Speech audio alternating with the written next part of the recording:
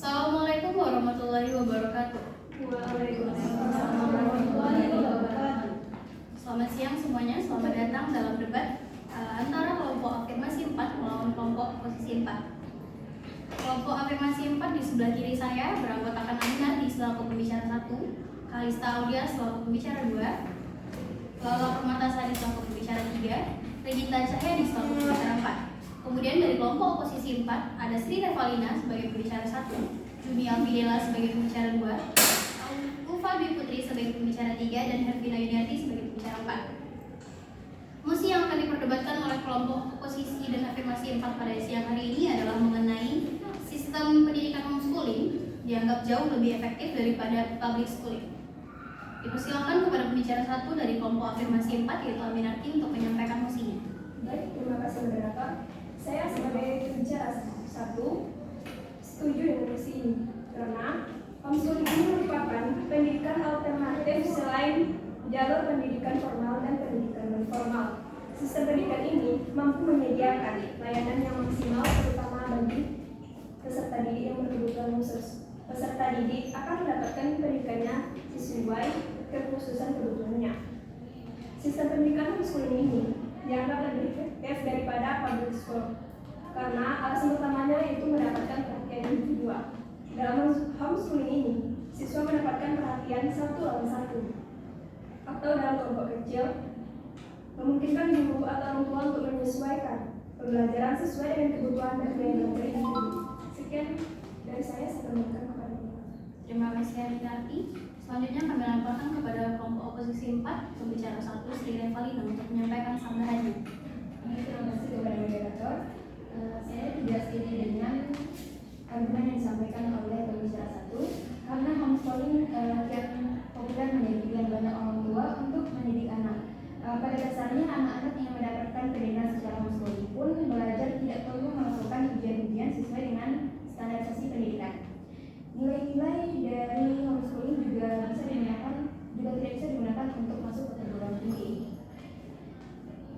Seperti yang dikatakan oleh pembicara tadi, layanan ini maksimal dibutuhkan untuk anak yang berkebutuhan khusus. Namun nyatanya kebutuhan khusus diberikan sekolah SKB. Jadi tidak perlu adanya homeschooling untuk anak yang berkebutuhan khusus. Sekian sanggahan dari kami. Baik, terima kasih Sri Revalina atas sanggahannya. Kami kembalikan kepada kelompok afirmasi 4 yaitu Kalista Aulia selaku pembicara kedua untuk menyampaikan argumen dan sanggahannya. Baik, terima kasih kepada moderator. Saya sebagai pembicara kedua sangat menyetujui mosi ini karena homeschooling itu memiliki keunggulan dalam metode pembelajarannya, terutama pada pembelajaran individual. Nah, di homeschooling ini anak-anak yang berkebutuhan khusus tadi itu mendapatkan keleluasaan untuk menjalani proses belajarnya secara nyaman karena tidak dibebani oleh target kurikulum seperti di sekolah formal maupun non formal. Nah, kemudian anak-anak ini memperoleh kesempatan untuk mengeksplorasi pembelajaran sesuai gaya belajar masing-masing dengan target yang disepakati bersama.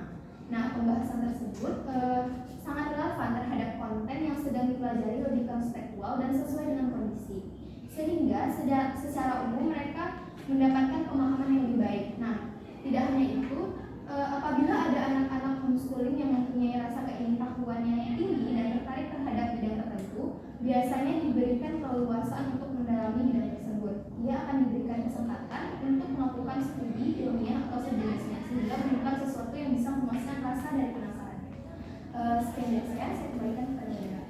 Baik, terima kasih Kalista atas argumennya. Kami langsung kembali kepada kelompok oposisi 4 kepada Juni Alfidela selaku pembicara kedua. Silakan untuk menyampaikan argumen dan sanggahannya. Baik, saya akan mendengar pernyataan dari kelompok afirmasi mengenai pembelajaran yang secara individual. Menurut saya itu tidak efektif dilakukan karena pembelajaran yang dilakukan secara individual tersebut bisa membuat siswa menjadi kurang berinteraksi dengan lingkungan sekitarnya, atau bahasa yang kita kenal sehari-hari itu introvert. Jadi kalau siswa tersebut melakukan pembelajaran secara individual, itu akan membuat siswa tersebut terbatas dalam hal pertemanan, persahabatan atau hal-hal lain yang akan membuat siswa tersebut lebih memahami dunia luar atau sosialisasinya dengan orang-orang sekitar. Sampai, terima kasih. Terima kasih Juni atas penyampaian sanggahannya. Kami kembalikan kepada kepada kelompok afirmasi 4, yaitu Lola Permatasari selaku pembicara ketiga untuk menyampaikan argumennya. Baik, terima kasih moderator. Saya Lola Permatasari sangat setuju dengan mosi ini karena sistem pendidikan homeschooling juga mampu memberikan situasi belajar yang lebih baik daripada di pendidikan formal. Waktu belajar di homeschooling bersifat fleksibel dan tidak terjadwal secara kaku seperti di sekolah. Anak homeschooling juga bebas menentukan waktu belajarnya sesuai kondisi real yang dihadapinya. Kontrol atas lingkungan pembelajaran. Di homeschooling, lingkungan belajar dapat dikendalikan untuk menciptakan suasana yang mendukung tanpa gangguan eksternal atau tekanan sosial yang mungkin ada di sekolah umum. Hal ini dapat meningkatkan fokus dan kenyamanan siswa dalam belajar. Baik, hanya itu moderator. Baik, terima kasih Lola atas penyampaian argumennya. Kami lemparkan kembali kepada kelompok oposisi 4, yaitu kepada Ulfa Dwi Putri selaku pembicara ketiga. Kepada Ulfa, silakan untuk penyampaian tambahannya. Terima kasih kepada moderator. Di sini saya izin menyanggah dari pembicara tiga yang tadi, yaitu ada waktu yang fleksibel untuk homeschooling. Namun kalau untuk anak-anak sekolah mungkin harus diajarkan disiplin waktu. Di sanalah kelebihan dari public schooling, yaitu ada jam istirahatnya, ada jam makan siang, jam sholat, jam belajar, dan lain sebagainya. Itu juga ada salah satu keuntungannya. Dan juga disebutkan tadi oleh teman-teman saya, yaitu homeschooling itu kalau untuk anak yang berkebutuhan khusus itu juga sudah ada dikhususkan oleh public sekolah, yaitu SLB tadi. Pastinya di sana kalau membicarakan kurikulum pastinya sudah disusun sesuai dengan kebutuhan khusus anak-anak. Pastinya tidak sama dong dengan sekolah yang normal. Tidak mungkin anak-anak yang mendapatkan kebutuhan khusus itu disamakan dengan anak-anak yang normal-normal saja gitu. Dan satu lagi, untuk homeschooling sangat terbatas untuk interaksinya dengan anak-anak lain yang hanya berkomunikasi dengan orang tuanya, guru privatnya, dan juga saudara-saudaranya. Dan itu juga sangat membebani orang tua sebenarnya, apalagi orang tua ini juga harus menjadi peran guru di dalam rumahnya, menjadi temannya, dan menjadi orang tuanya. Sementara orang tua ini bebannya tidak hanya anak saja, karena banyak sekali, makanya ada yang namanya pendidikan public schooling. Nah, di sanalah orang tua menitipkan anak-anak mereka yang diajarkan untuk berinteraksi, mempelajari dunia luar, dan juga sumber dayanya pasti kurang karena tidak ada fasilitas yang tercukupi, tidak ada ekstrakurikuler, tidak ada olahraga, pramuka, dan lain sebagainya. Sekian, sampai selesai. Terima kasih. Baik, terima kasih Ulfa atas penyampaian tambahannya. Kemudian kami kembalikan kepada kelompok afirmasi 4, yaitu kepada Dita Cahyani untuk menyampaikan argumennya. Baik, terima kasih moderator. Di sini saya sendiri sangat setuju dengan mosi ini karena kenyamanan belajar yang tercipta di sistem pendidikan homeschooling tidak lantas menjadikan mereka bertindak seenaknya atau sesuai dengan yang mereka mau. Itu justru sebaliknya. Anak homeschooling juga diajarkan untuk bertanggung jawab terhadap apa yang dipelajarinya.